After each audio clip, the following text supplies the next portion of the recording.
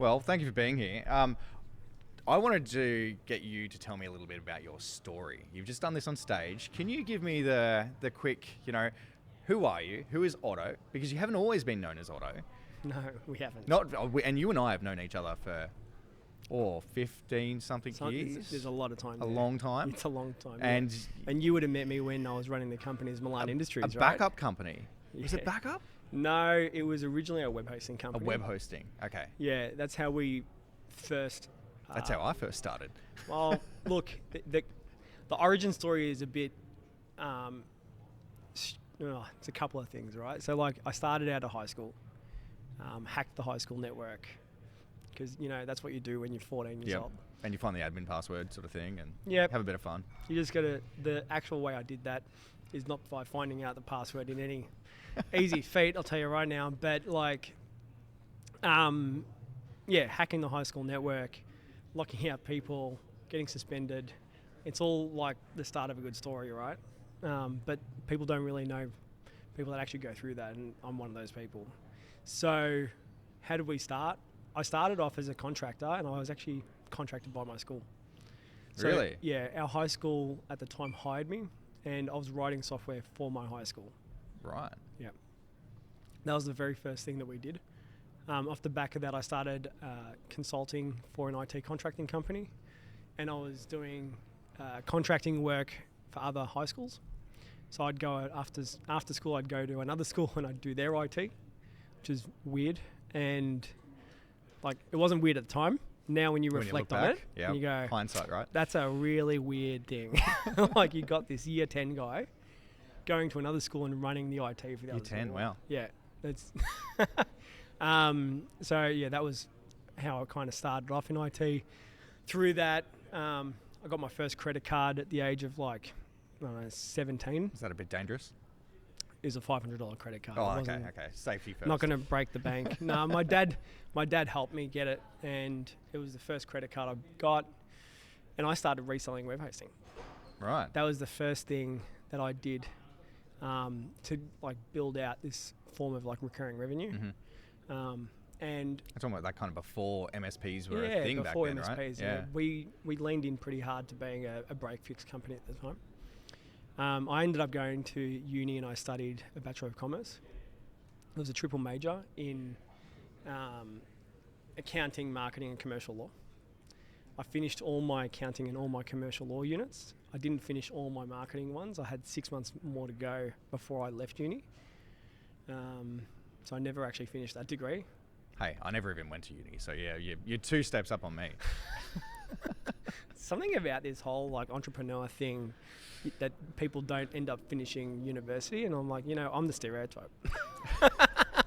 Just get amongst it, Just live it. Get into right? it. Yeah, embrace that's it. And so during uni, Milan Industries at the time was a break-fix IT company that did web hosting, and we also ran a bookkeeping company. Did you really? Bookkeeping? I did not know that. Oh, well, there you go. There you go. Learn something new. Yep. So we had 4, at our highest point, we had 4 full-time bookkeepers. They would be placed at client sites for a body of hours per week. So MSP for bookkeeping, managed bookkeeping services. Well, there's bookkeeping still today. Yeah, I know, but today, right? Yeah. Everyone needs an accountant, everyone needs a bookkeeper. True. And we had a bookkeeping business, and we would go in, we'd do your BAS, we'd do your lodgements, we'd do your payroll. So we had a managed payroll service where we would do your payroll once a week, and we would charge X amount per staff member. We had this service where we would go out, spend a day a week, you just pay per hour for that placement, and they would do all the paperwork for you, data entry, etc. And that was the way it happened back then. 21, I think I was 21 or 22 on the cusp.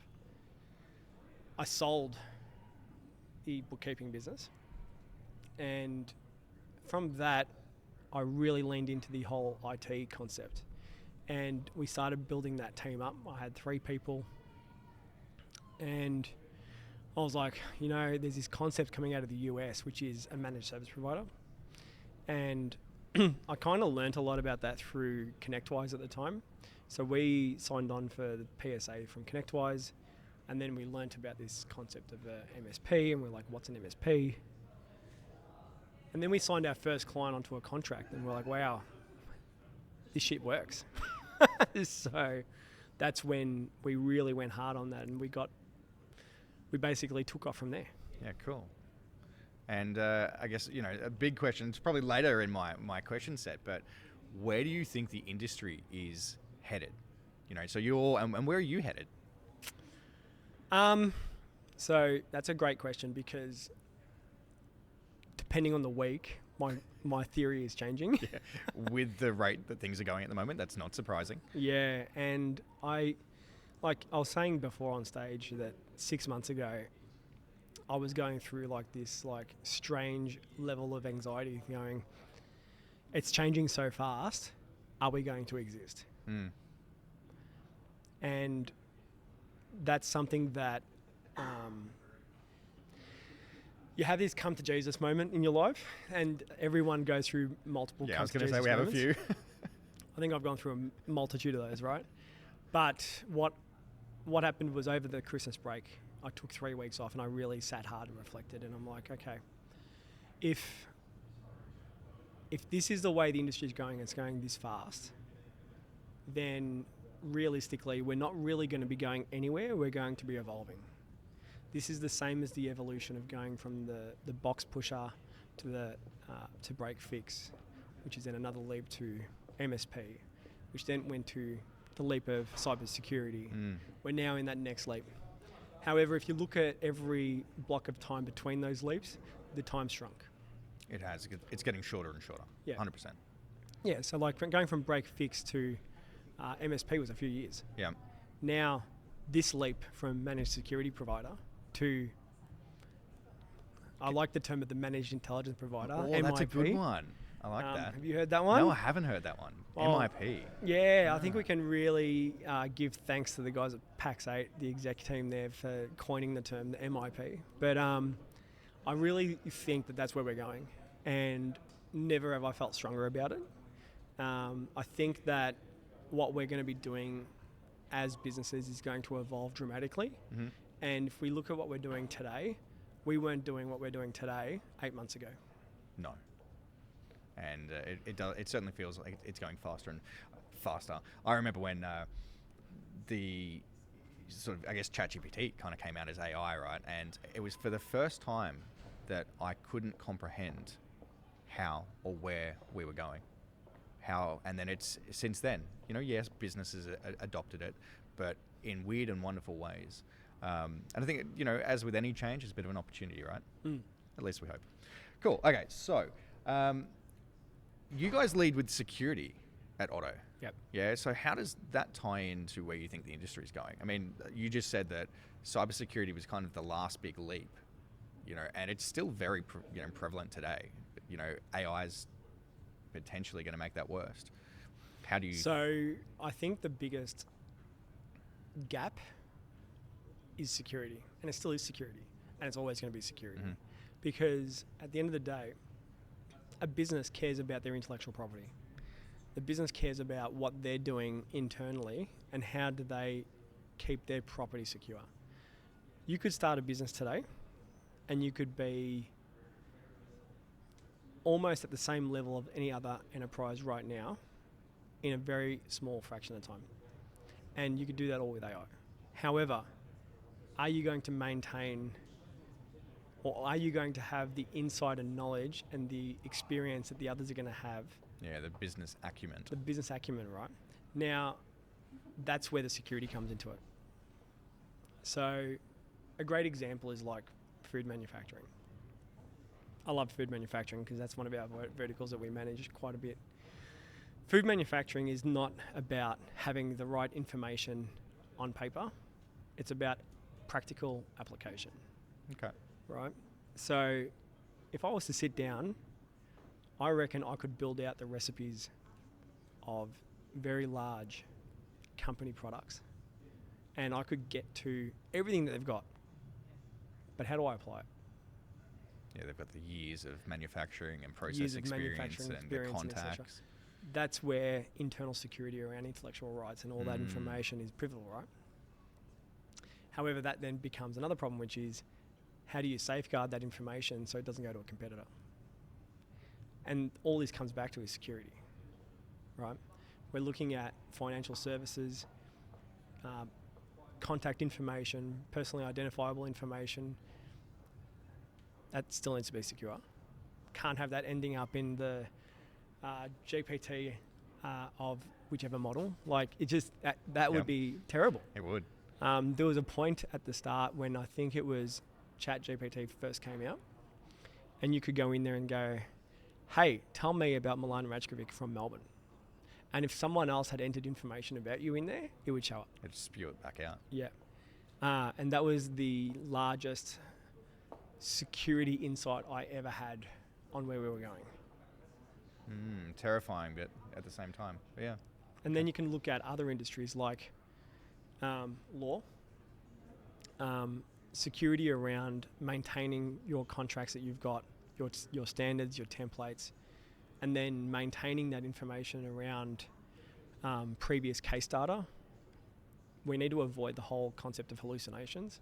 So I think that's where security comes into it as well. Like, we need to build custom solutions ingrained down to that specific use case. It all wraps up to security.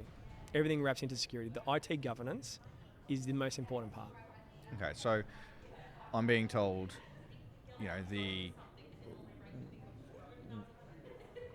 where do you think MSPs are going to go in general? Do you think we're going to exist? We're not going to exist in the same form, but do you think we'll exist as an industry? Yes. Yeah. Well, if you really think about it, the concept of an MSP didn't exist a few years ago. Well, not a few, but 10 years ago. So what were we known as before? IT companies, the IT guy. We, as people, will exist. What are we going to be called? We're going to be rebranded. We may not be an MSP. We may be. All right, well, I'm going to update the banner else behind you. I better get that sorted. Yeah, probably. Well, I'm definitely an MSP right now, and I'm in conversation with you, but... Good. Is that what it's going to be called in the future? I don't know. And who's going to know that? I think that MSP was kind of a term... I don't think anyone basically came out and said, all right, we're going to name the industry the MSP industry. No, Did anyone come out and do that? Over time, right? Yeah, it was an evolution, Yep. right? So what's going to happen next? It's going to be another evolution.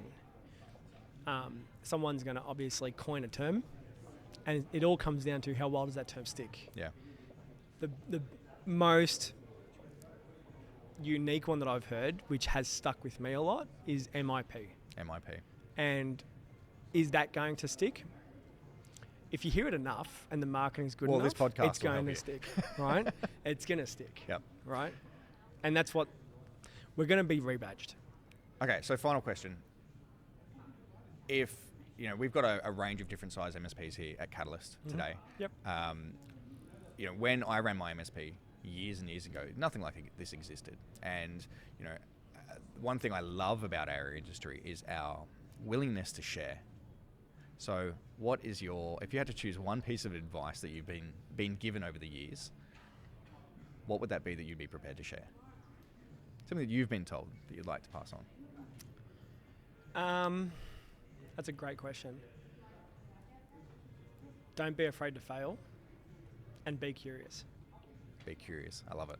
Well, mate, thank you. This has been great. Thank you. Bit of fun. Anytime. And I've learned something new about you. There you go. Didn't know you ran a bookkeeping service. I did, yeah. Well, there you go. All right, cool. Awesome. Thanks, mate. We'll wrap it up.